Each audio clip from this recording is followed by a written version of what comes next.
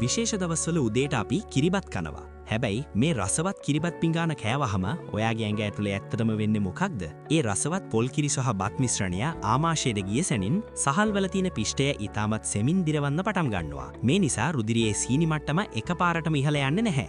ඒ වෙනුවට ඔයාගේ ඇඟට අවශ්‍ය ශක්තිය ඊටාම පිරිසිදුව සහ ක්‍රමවත්ව ලැබෙනවා. කිරිබත්වල තියෙන පොල් කිරි මේදය ඔයාගේ බඩවැල් ඇතුළත ආරක්ෂිත තට්ටුවක් වගේ ක්‍රියා කරනවා. ඒ වගේම සිරුරේ තියෙන ප්‍රදාහයන් හෙවත් ඉන්ෆ්ලමේෂන් අඩු කරන්නත් මේ උදව් වෙනවා. ඊළඟට මෙහි තියෙන ෆොස්ෆරස්, මැග්නීසියම් සහ පොටේසියම් වැනි ඛනිජ ලවණ රුධිරයට අවශෝෂණය වෙලා කෙලින්ම ඔයාගේ මාංශ පේශී, අස්ථි සහ ස්නායු පද්ධතිය වෙත ගමන් කරනවා.